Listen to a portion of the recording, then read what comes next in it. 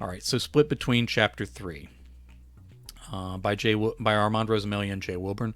Split Between is a serial novel that will appear on both Jay Wilburn's Patreon page, patreon.com/Jay Wilburn, and on Armand's Patreon page, patreon.com/Armand Rosamilia. The odd number chapters will be on Jay Wilburn's page on the 1st of every month, and then the even number chapters will appear on Armand Rosamilia's page on the 15th of every month. Wilburn's chapters follow the strange events in Devil's Fork, South Carolina from the perspective of Jenna Colby. Rosamilia's chapters follow the same events from Eric Colby's point of view. You can enjoy the novel a few different ways. You can become a $1 patron of both pages and read all the chapters. We highly recommend this approach. Of course, we're biased. You can also be a patron of one of the pages and follow the story from one character's perspective. It works either way, but the fullest experience is reading all the chapters. Hold on, let me refresh over here. Make sure I didn't lose a feed. All right, that's good. As you decide where to spend your dollars, you can enjoy chapters 2 and 4 from Armand Rosamilia in May and June of 2020. Nope, that should be 2021. I didn't fix that. For free, and you can enjoy the chapters 1, 3, 5, and 7 from Jay Wilburn when they drop in May through August. So I need to go back and fix that. Check out the master list with links of all the chapters as they drop twice a month. All right. Split Between, Chapter 3, published June 1st, 2021 by Jay Wilburn.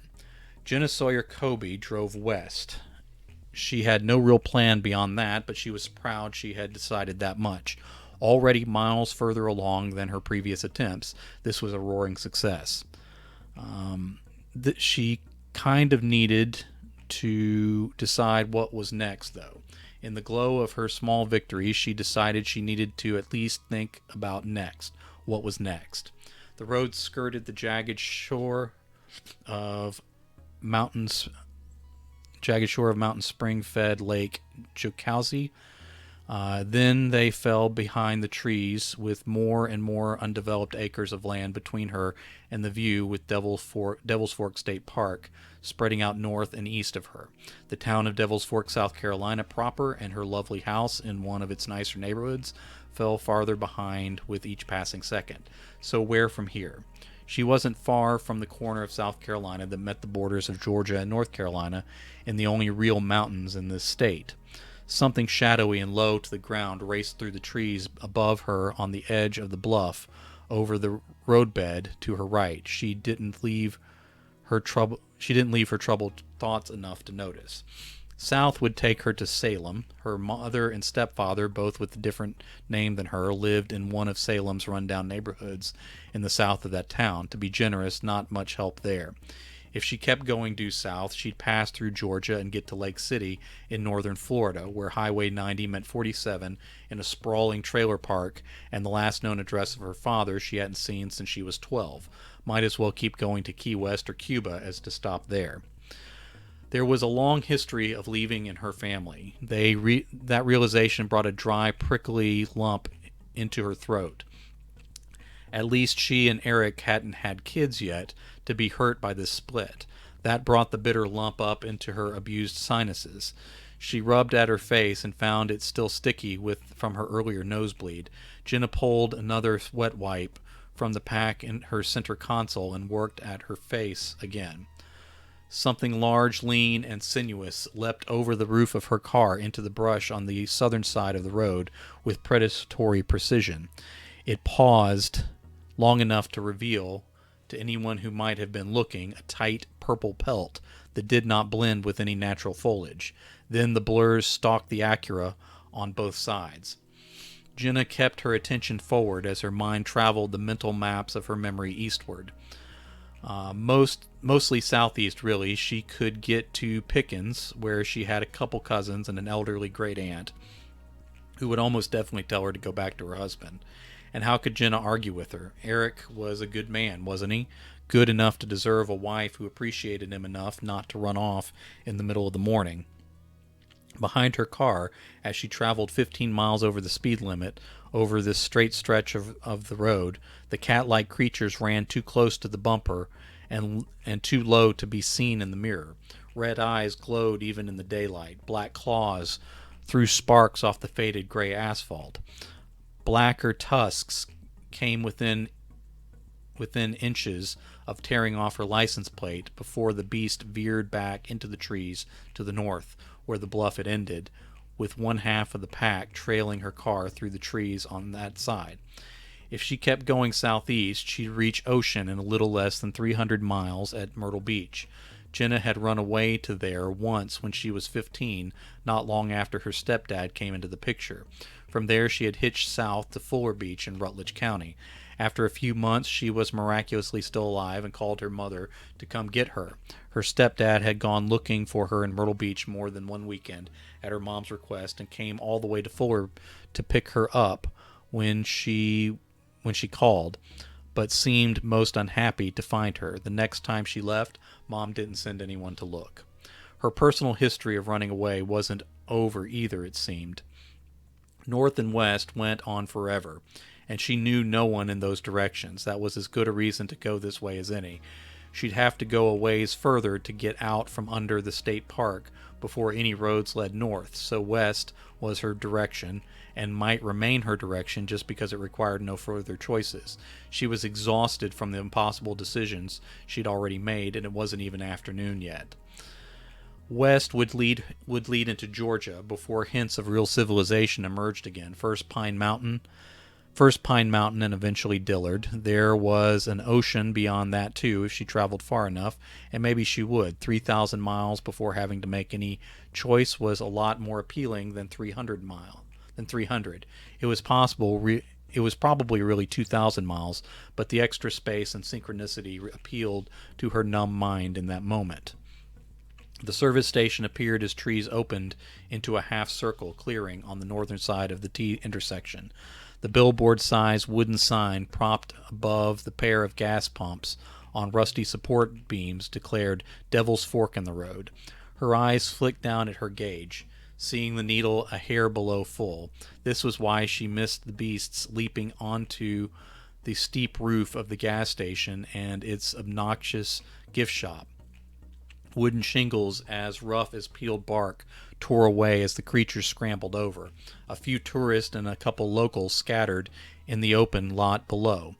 A young man who was playing sick from the landscaping company that tended the Colby lawn back in peaceful Devil's Fork and its nicer neighborhoods dropped his bottle of green tea, shattering it between his boots.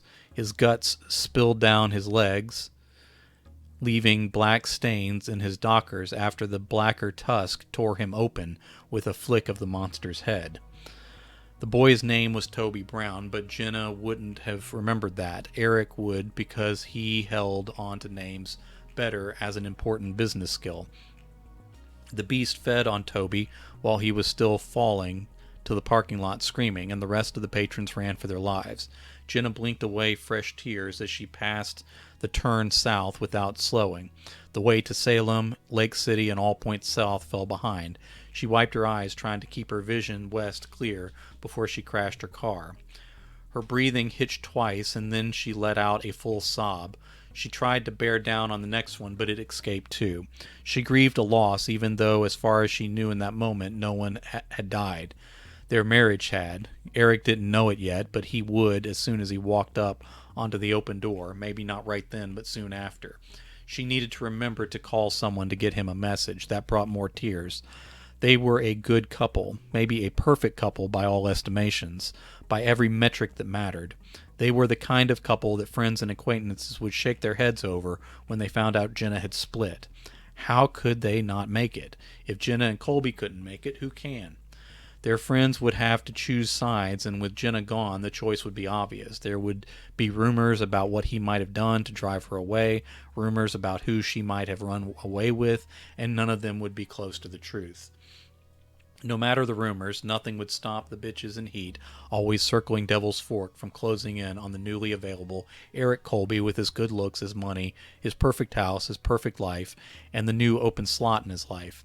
Even as she left, the thought of some other woman moving into her place in his life left a bitter metallic taste in the back of her throat that couldn't be explained away by the blood she'd swallowed on her way out the door. Such a possibility had never occurred to her before that moment, with the Devil's Fork in the road in the rear view. She had never thought that far into the future before, because this was the furthest she had ever made it into a life without Eric Colby. At least the alkaline thought of some skank slithering into his life drove away the tears, and that was something. When the animal's body struck the back driver's side door and the tusk ruptured the deeply dented metal, Jenna thought she'd run off the road into a tree, as she feared when she couldn't stave the tears. As the tail of the vehicle spun away from her, she overcompensated to get back on the road she hadn't run off of in the first place. Without intervention, she would have flown off the northern side of the road in the air into the thick trees, but another beast rammed her passenger side, swiping a quarter panel off the car and scattering all the safety glass on that side. Side airbags erupted and blocked out the northern view as the car screamed a hot rubber trail cocked 10 degrees diagonal to the road, but perfectly straddling the double center line. The packing powder from the airbags attacked her nostrils, and Jenna knew she'd start bleeding again soon. She stomped on the accelerator instead of the brake, and the stressed tire that was exposed from the missing quarter panel exploded with a bass pulse she felt in her bones and in the center of her skull. The car had half a second to resume its spin into the woods, but then it struck a stubborn monster with its head bored down to fold the grill and engine around itself. The airbag burst from the steering wheel into Jenna's face, bringing blood and black stars. The windshield cracked across and popped loose from the corners of its frame, but still in one piece. Her knee hit the underside of the steering column hard enough for her to forget her face a moment. Then her heel came down stiff and pressed the brake to the floor by a lucky accident. The beast arrested most of the demolished Acura's momentum, but then took a tumble up the road before skidding to a stop on the gritty shoulder of the bend at the next curve, just shy of sliding into the short piece of guardrail and reflectors. The car stopped in the middle of the road a second after the beast had, to an odd ringing silence. The monster righted itself and closed the distance in 3 bounds before landing awkward on the crinkled landscape of the hood, with steam spraying out from under it.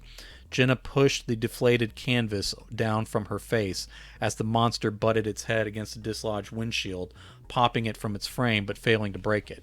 The creature turned its large head further around than was natural. As orange blood seeped into its purple fur, whatever it saw, it let out a whine and leapt off the car. She saw enough of it to not believe what she saw, and then it vanished fast enough for her to believe she'd imagined the whole thing in her spinning head. Excuse me. Her first instinct was to call Eric. He'd take care of everything like he always had.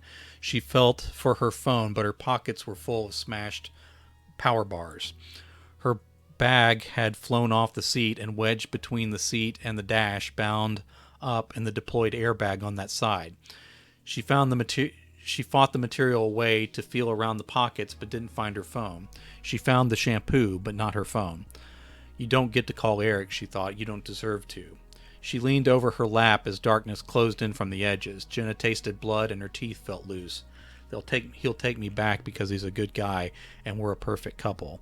Trees crashed to the ground on the northern side of the road ahead of her, and she assumed again she'd hit them. Why the hell is there money all over the floorboard?